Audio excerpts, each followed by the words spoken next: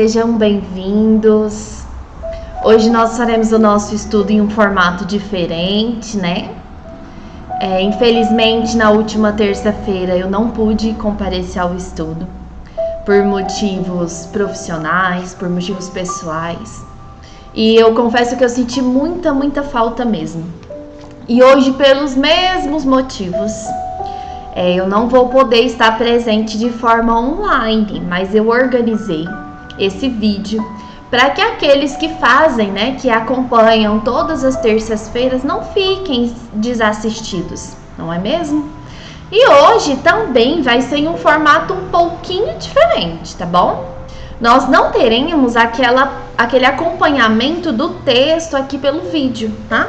Eu vou fazer a leitura com vocês em tempo real, tá bom? Do livro mesmo. Então eu convido a todos que estejam acompanhando e que tenham o livro, que busque o livro para que possa fazer acompanhar a leitura comigo, né? Talvez grifar alguma coisa, fazer alguma anotação pertinente, né? Grifar algo para se ler depois, né? Sendo que eu sempre indico que vocês refaçam a leitura no momento oportuno para que vocês absorvam o máximo que esse texto pode trazer pra gente. Gente, eu vou pedir uma licencinha rapidinho, porque eu acredito que se eu fechar as janelas, vai diminuir o barulho lá de fora. Só um instantinho, tá?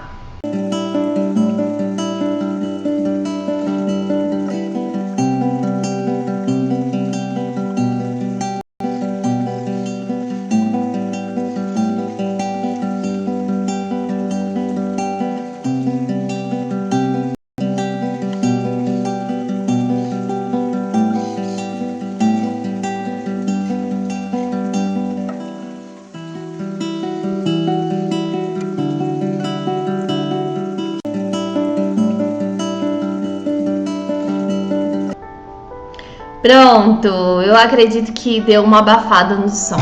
Ficou ótimo. Então, pessoal, vamos começar então com a nossa prece. Vou convidar a todos a fechar os olhos, respirar fundo. Certos da presença do Mestre Jesus entre nós, nesse momento muito especial dedicado ao estudo. Lembrando que todo momento que nós dedicamos ao estudo são momentos propícios para que o Mestre Jesus nos ensina, nos inspire, né? Para que a gente possa fazer as modificações necessárias, para que a gente possa prosseguir na nossa jornada evolutiva de forma saudável, de forma consciente e inteligente. Amado Mestre, que com esse novo capítulo que nós iremos ler e abordar hoje, que possamos aprender aquilo que nós estamos precisando. Que essas palavras nos toquem o coração, nos acenda novas esperanças e nos enche de alegria. Fica conosco, Mestre, agora e sempre. Assim é. Então hoje a gente vai fazer a leitura do capítulo 25 do livro Boa Nova. Cadê? Isso. Ai, gente, já estamos quase acabando, hein? Ai. Capítulo 25, a última ceia. Reunidos os discípulos em companhia de Jesus, no primeiro dia das festas de Páscoa, como de outras vezes, o mestre partiu o pão com uma costumeira ternura. Seu olhar, contudo, embora não traísse a serenidade de todos os momentos, apresentava um misterioso fulgor, como se sua alma, naquele instante, vibrasse ainda mais com os altos planos do invisível. Os companheiros comentavam com simplicidade e alegria os sentimentos do povo, enquanto o mestre meditava silencioso. Gente, lembrando que a Páscoa é uma festa judaica, né? Que hoje nós cristãos interpretamos de uma forma diferente, né? Que nós temos aí como a Páscoa, que é a ressurreição do Cristo, né? E que na verdade, a princípio, é uma prática judaica há muito tempo, tá? Então ali, a cidade estava muito cheia, todos precisavam ir até o templo nessas festividades. Então, uma cidade muito cheia, como era dias de festividade, cidade muito alegre, pessoas felizes, comemorando, né? E é nesse contexto que nós estamos aqui na leitura. Em dado instante, tendo-se feito longa pausa entre os amigos pauradores, o Messias acentuou com firmeza impressionante: Amados, é chegada a hora em que se cumprirá a profecia da Escritura. Humilhado e ferido, terei de ensinar em Jerusalém a necessidade do sacrifício próprio, para que não triunfe apenas uma espécie de vitória, tão passageira quanto as edificações do egoísmo ou do orgulho humanos. Os homens têm aplaudido em todos os tempos as tribunas douradas, as marchas retumbantes dos exércitos que se glorificam com despojos sangrentos. Os grandes ambiciosos que dominaram à força o espírito inquieto das multidões. Entretanto, eu vim de meu Pai para ensinar como triunfam os que tombam no mundo, cumprindo um sagrado dever de amor como mensageiro de um mundo melhor, onde reinam o bem e a verdade. Minha vitória é a dos que sabem ser derrotados entre os homens, para triunfarem com Deus na divina construção de suas obras, imolando-se com alegria para a glória de vida maior. Ante a resolução expressa naquelas palavras firmes, os companheiros se entreolharam ansiosos. E o Messias continuou: Não vos perturbeis com as minhas afirmativas, porque em verdade um de vós outros há de me trair. As mãos que eu acariciei voltam-se agora contra mim. Todavia, minha alma está pronta para a execução dos desígnios de meu Pai. A pequena assembleia se fez lívida, com exceção de Judas, que entabulara negociações particulares com os doutores do templo. Faltavam apenas o ato do beijo, a fim de se consumar-se a sua defecção. Ninguém poderia contar com as palavras amargas do Messias. Penosa sensação de mal-estar se estabelecera entre todos. O filho de Iscariotes fazia o possível para dissimular as suas angustiosas impressões quando os companheiros se dirigiam ao Cristo com perguntas angustiosas. Gente, então, pausa aqui. Jesus está anunciando a eles nesse momento, né, ali no momento da refeição, nesse momento de ceia, tudo o que iria acontecer com ele. Que ele precisaria cumprir a promessa para demonstrar para nós, humanidade, como é ser vitorioso para Deus, né?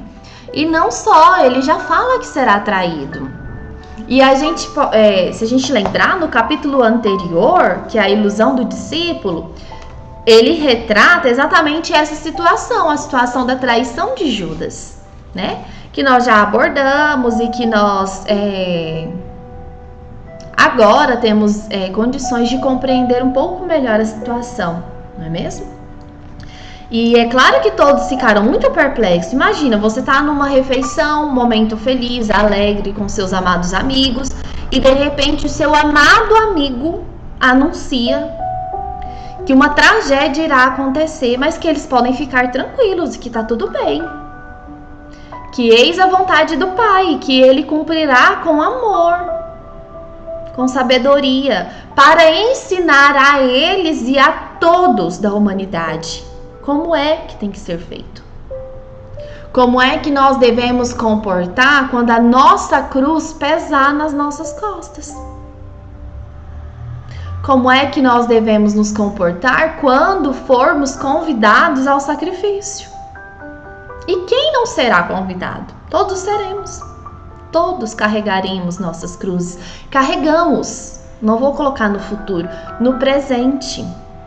Hora mais leve, hora mais pesada, mas a gente carrega diariamente as nossas cruzes. Às vezes até 2, 3, 4 de uma vez. E ele fala isso para esses amigos e eles ficam assustados, uai, como assim? Como assim? E lembrar, gente, também que na visão e na fé judaica, eles esperavam um Messias guerreiro. Então, assim, o Messias que acabaria com a Roma, acabaria com todos os inimigos e que reinaria no mundo eterno. Então, assim, pensar em um Messias que vai morrer era meio contraditório para a crença deles. Entendem?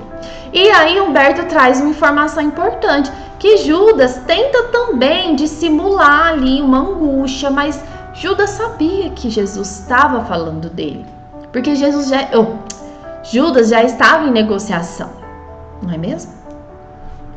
Vamos lá, vou continuar aqui no texto. Quem será o traidor? Disse Filipe com um estranho brilho nos olhos. Serei eu? Indagou André ingenuamente.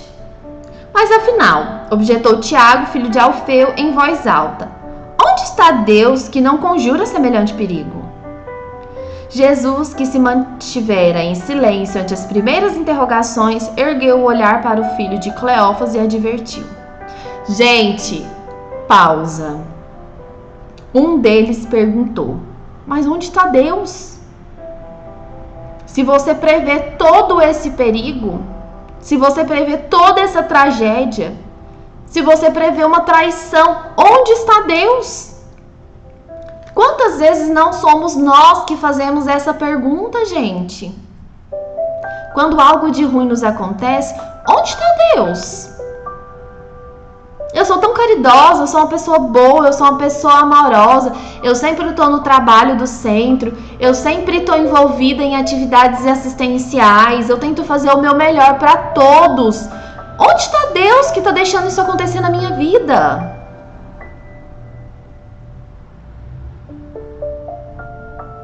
Será que Ele não me ama?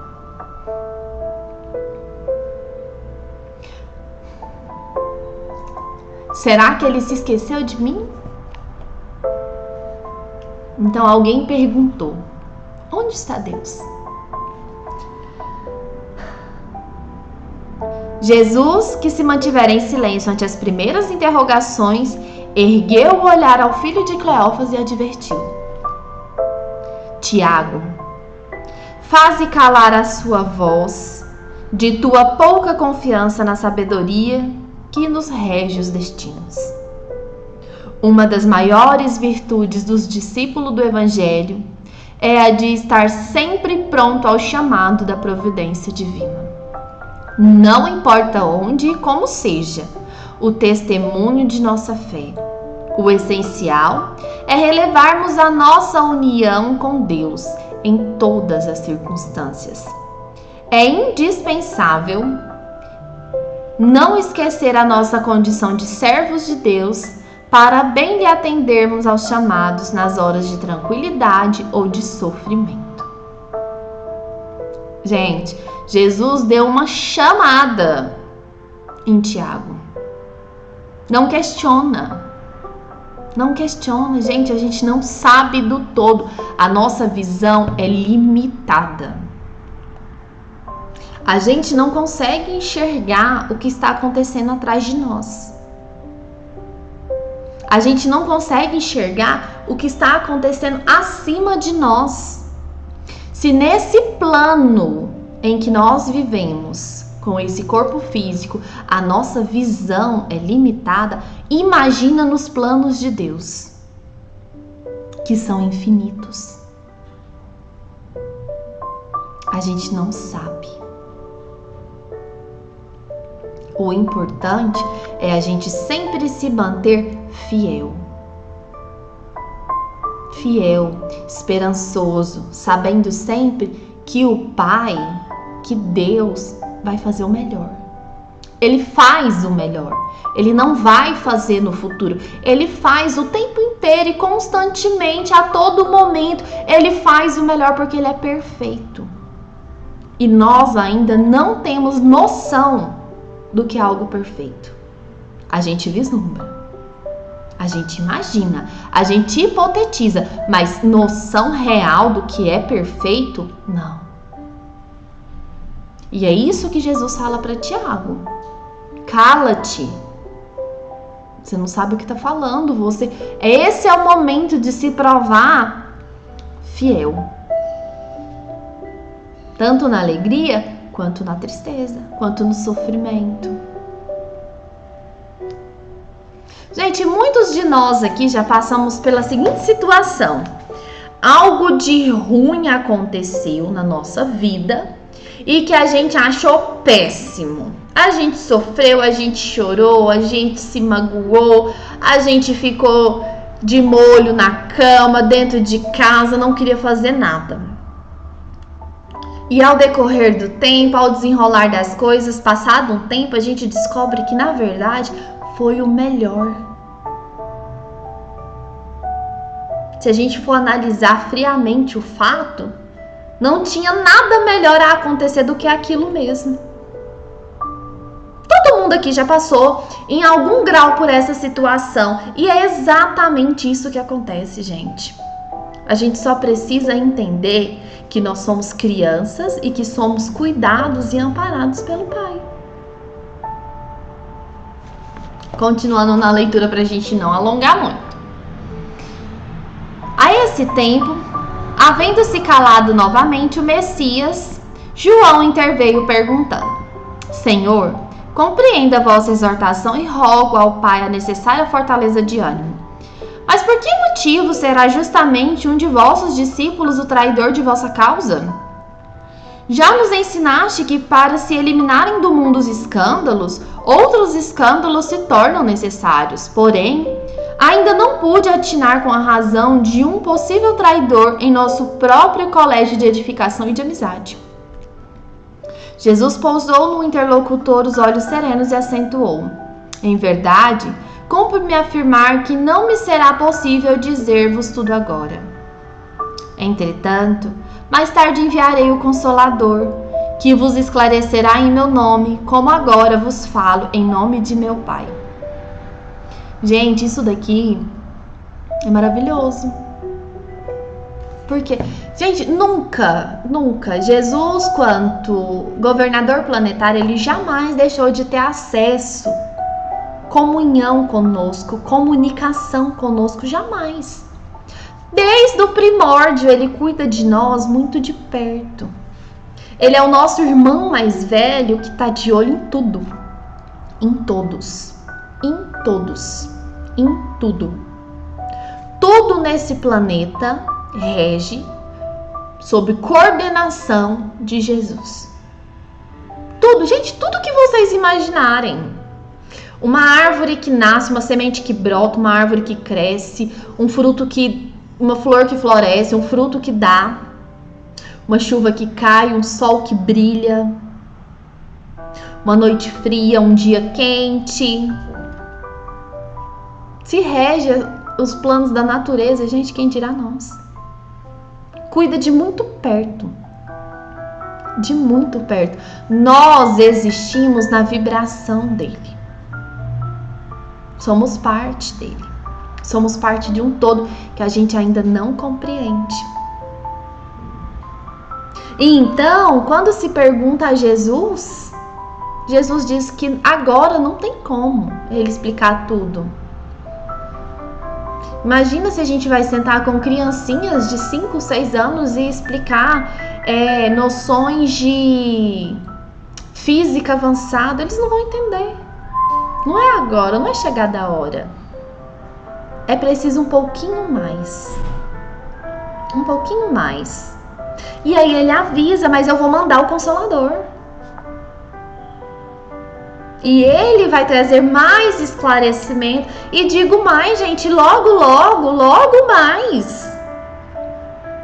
Chegará novas informações e mais, e a gente vai se abrindo a um universo infinito, aos poucos. Aos poucos.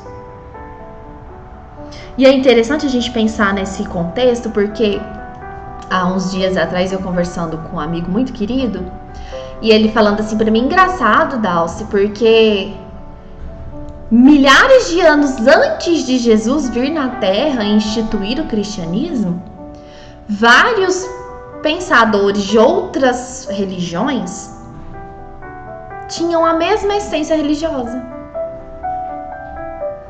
Porque se a gente for pegar, gente, a essência de um budismo é parecidíssima com a essência do cristianismo, com os ensinos de Jesus. Se a gente for pegar e tá lá no livro dos Espíritos, Sócrates ensinava o princípio do que Jesus veio nos ensinar. Krishna, gente, pega a história lá do hinduísmo. Muito parecida, por quê? Porque a verdade é só uma. Ela até se destoa um pouquinho aqui, um pouquinho ali, mas a essência é a mesma. Vários missionários vieram, a pedido de Jesus, começar a plantar sementinhas há milênios. Há milênios. Jesus sempre cuidando. E nos mandou o Consolador, que felizmente o nosso irmão Allan Kardec aceitou a missão, veio, fez a codificação de forma fantástica e hoje nós temos acesso a inúmeros conhecimentos. Inúmeros conhecimentos que hoje explicam coisas que não se explicavam na época dos discípulos. E, gente, vai chegar muito mais conhecimento, porque nesse universo infinito, o que nós sabemos é muito pouco. É quase nada. Vou continuar a leitura. E detendo-se um pouco a refletir, continuou para o discípulo em particular. Ouve, João, os desígnios de Deus, se são insondáveis, também são invariavelmente justos e sábios. O escândalo desabrochará em nosso próprio círculo bem-amado, mas servirá de lição a todos aqueles que vierem depois de nossos passos. No divino serviço do Evangelho, eles compreenderão que para atingirem a porta estreita da renúncia redentora, hão de encontrar muitas vezes o abandono, a ingratidão, o desentendimento dos seres mais queridos. Isso revelará a necessidade de cada qual firma-se no seu caminho para Deus, por mais espinhoso e sombrio que ele seja. Gente, a gente não sabe dos planos do Pai, só confia e vai. Eu costumo dizer assim, faça a sua parte da melhor forma possível. Vou dar um exemplo da minha vivência. Tenho um compromisso sério. Acordo cedo, arrumo os documentos, me arrumo, me alimento, organizo tudo que eu preciso pôr no carro. Eu organizo até documentos que talvez nem precisava, mas eu levo, porque se pedir vai estar lá, facinho de eu pegar, rapidinho eu pego. Me preparo, estudo, releio. Gente, às vezes, se eu precisar de um momento de fala, eu gravo, eu olho, eu vejo se eu preciso modificar alguma coisa. Então, se preparem, se organizem da melhor forma possível. Deem o seu melhor em tudo. E se ainda assim, aquele algo não acontecer, hoje, de verdade, eu vou tomar um café e agradecer ao Pai, porque se Ele não permitiu, eu já interpreto livramento. Não preciso disso. Tem algo a mais que eu não sei. Eu posso até estar querendo muito, mas quando eu faço toda a minha parte, eu organizei tudo e eu não consigo encontrar uma falha que justifique algo não ter dado certo, eu simplesmente entrego. e entendo, se o Pai não permitiu, Ele é quem sabe. Tudo bem.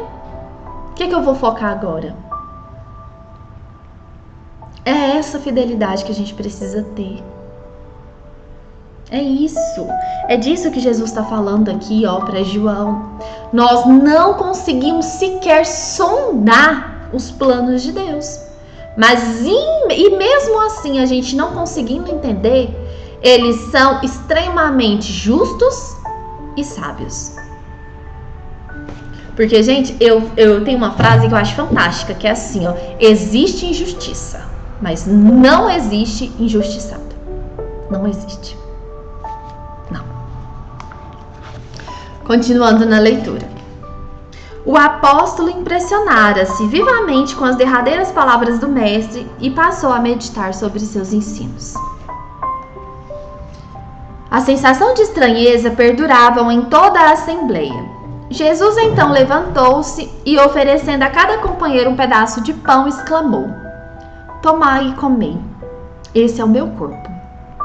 Em seguida, servindo a todos uma pequena bilha de vinho, acrescentou: bebei, porque esse é o meu sangue dentro do nosso testamento, a afirmar as verdades de Deus. Os discípulos lhe acolheram a suave recomendação, naturalmente surpreendidos, e Simão Pedro, sem dissimular a sua incompreensão do símbolo, interrogou: mestre, que vem a ser isso? Amados, disse Jesus com emoção, está muito próximo o nosso último instante de trabalho em conjunto e quero reiterar-vos as minhas recomendações de amor, feitas desde o primeiro dia do apostolado. Esse pão significa do banquete do Evangelho. Esse vinho é o sinal do Espírito renovador dos meus ensinamentos. Constituirão o símbolo de nossa comunhão perene, no sagrado idealismo do amor, com que operamos no mundo até o último dia. Todos os que partilharem conosco através do tempo, desse pão eterno e desse vinho sagrado da alma, terão o espírito fecundado pela luz gloriosa do reino de Deus, que representa o objetivo santo de nossos destinos. Veja, gente. Ponderando a intensidade do esforço a ser empregado e aludindo às multidões espirituais que se conservam sob a sua amorosa direção, fora dos círculos da carne, nas esferas mais próximas da terra, o Cristo acrescentou: imenso é o trabalho da redenção, mesmo porque tenho outras ovelhas que não estão nesse aprisco.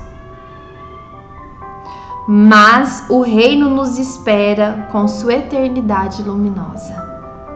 Gente, veja, Jesus aborda inclusive isso, que não é só quem está aqui na terra usando um corpo do rebanho dele. São todos. Todos, e isso inclui, gente, todos que estão nas camadas mais inferiores, nos umbrais, todos que já alcançaram algum nível de superioridade, todos que estão vinculados a esse planeta são ovelhas do Cristo. São responsabilidade dele, vibram na vibração dele, são amparados, são cuidados a todo momento por ele. Lindo, né? Ai, eu até emociono.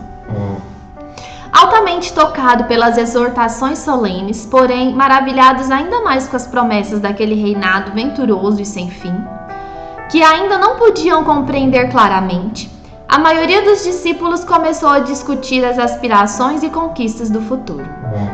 Enquanto Jesus se entretinha com João em observações afetuosas, os filhos de Alfeu examinavam com Tiago as possíveis realizações dos tempos vindouros, antecipando opiniões sobre o qual dos companheiros poderia ser o maior de todos. Ai, gente, crianças já querem saber quem vai ser o chefe, né? Porque se o chefe diz que tá indo embora, Quem vai ser o chefe? Filipe afirmava ser Simão Pedro que, depois do triunfo, todos deveriam entrar em Nazaré para revelar aos doutores e aos ricos da cidade sua superioridade espiritual. Levi dirigia-se a Tomé e lhe fazia sentir que, verificada a vitória, se lhes constituía uma obrigação a marcha para o templo ilustre, em que exigiriam seus poderes supremos. Tadeu esclarecia que o seu intento era dominar os mais fortes e impedimentos do mundo para que aceitassem de qualquer modo a lição de Jesus. Gente, veja, estavam o tempo inteiro com Jesus. Estavam, gente. E estão aqui agora discutindo. Se o mestre está dizendo que vai embora, quem vai ser o chefe? Ah, mas se o chefe está dizendo, se o mestre está dizendo que vai embora, mas que vai triunfar, então a gente vai lá no templo esfregar na cara dos doutores da lei, que eram os fariseus, né? E dos ricos da sociedade. Ah, mas a gente vai forçar toda a humanidade a acreditar e seguir os ensinamentos do mestre, porque ele vai embora e vai triunfar.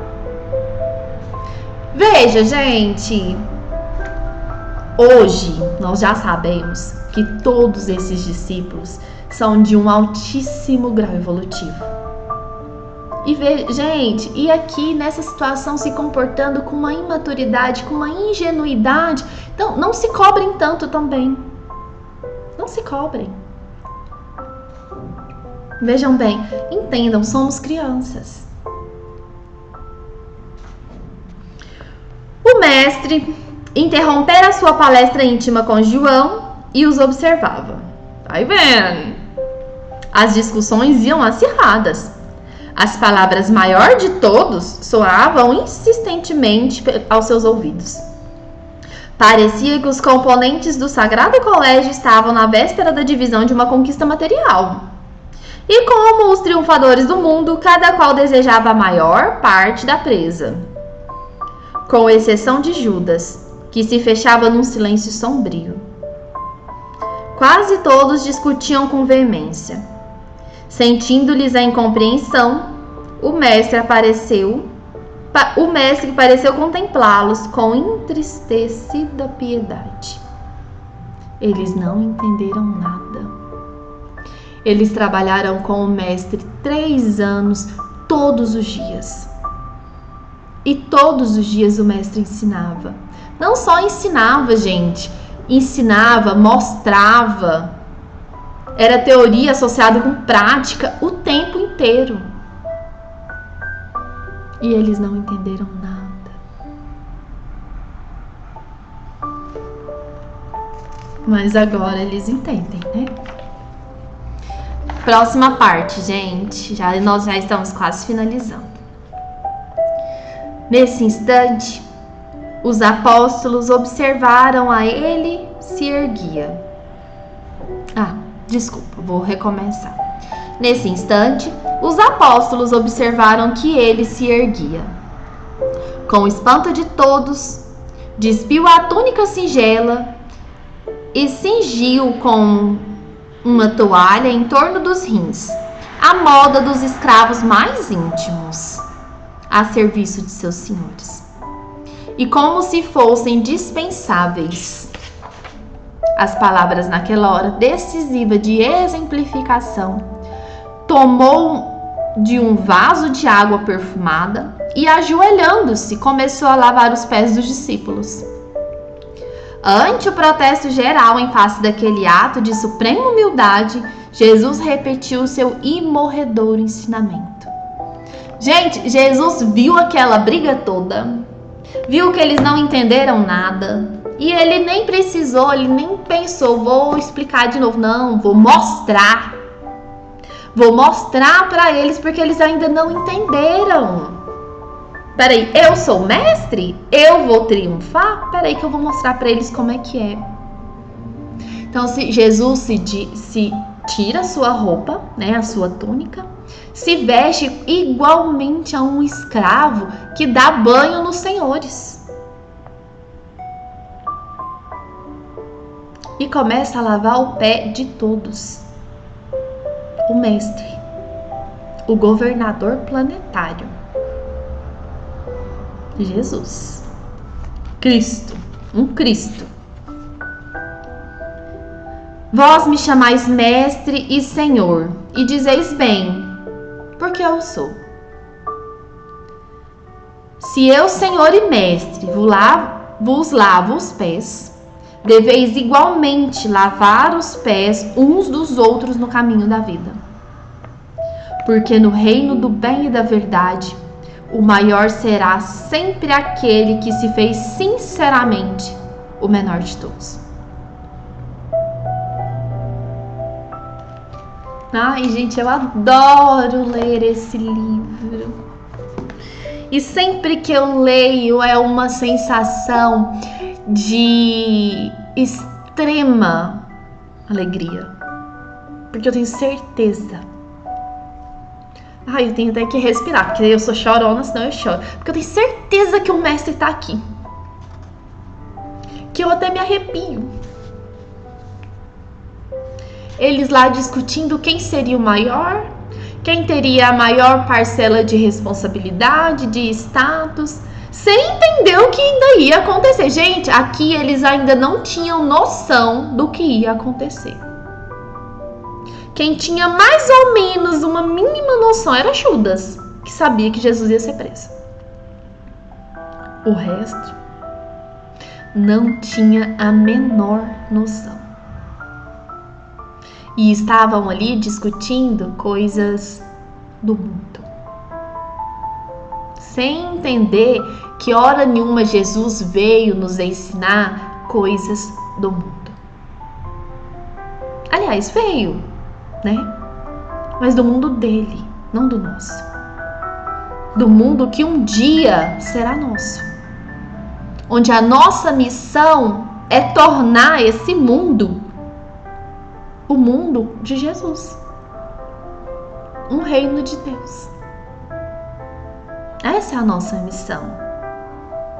Muitos irmãos, conforme vão adquirindo, né, uma evolução espiritual, eles são convidados a habitar outros orbes que comportam ali o seu nível de evolução. Mas a ideia, gente, não é que a gente evolua e saia daqui. A ideia é que esse planeta evolua. A humanidade, a vibração planetária evolua. E a gente continue na jornada, porque a gente é uma jornada longa, eterna. Eterna. E nós temos o relato, né, dos exilados de Capela. Interessantíssimo. Aquele planeta passou por uma nova fase. Quem não comportava nele foi convidado a se retirar. Aliás, não foi convidado, foi exilado. Estamos aqui. E temos muitos voltaram. Por quê? Já poderiam habitar naquele lugar. Com aquela escala vibracional. Muitos voltaram para a Capela. Alguns ainda estão por aqui. Somos nós, né? E estamos por aqui. E a nossa missão agora é fazer com que essa terra evolua. Mas como? Jesus falou: se fazendo pequeno, se fazendo menor, auxiliando no irmão que precisa, sendo fiel a Deus no momento de sofrimento, no momento de angústia, não sendo a pessoa que causa o mal, a calúnia, a injustiça, tentando sempre melhorar, buscando sempre aprimorar e evoluir todos os ensinamentos de Jesus. Gente, se a gente quiser de verdade, eu tenho para mim que quando alguém decide melhorar, e essa decisão ela é íntima, ela é individual, ela é interna, eu tenho para mim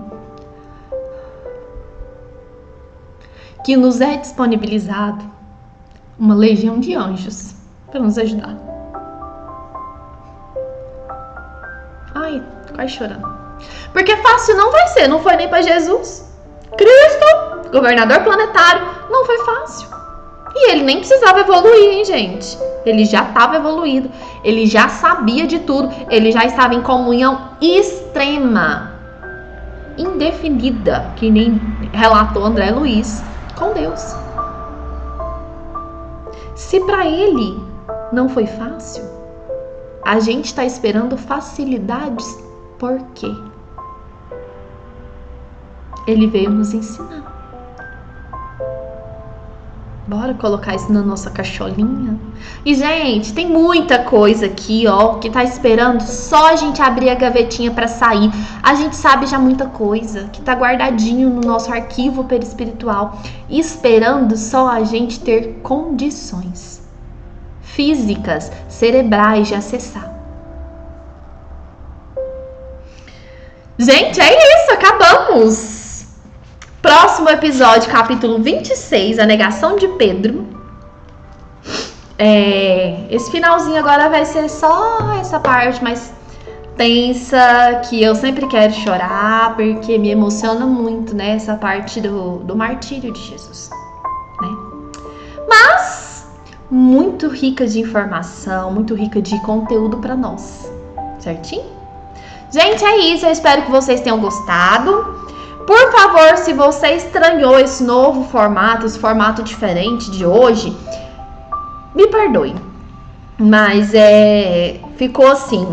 Ou eu faria assim, ou eu não faria. E ficaria mais uma terça-feira sem o nosso estudo. Então eu optei por fazer, ok? Espero que vocês tenham aproveitado. A minha sugestão de sempre refaçam a leitura em um outro momento, um momento de tranquilidade, que vocês podem ler pausadamente, observar as falas de Jesus, como se ele estivesse falando intimamente para você, porque ele está. Veja no que mais aquela frase te toca, no que mais aquela fala te toca, te acolhe. Medita sobre isso. Que dá certo, gente. É isso. Um beijo. Até o próximo episódio. Fiquem com Deus.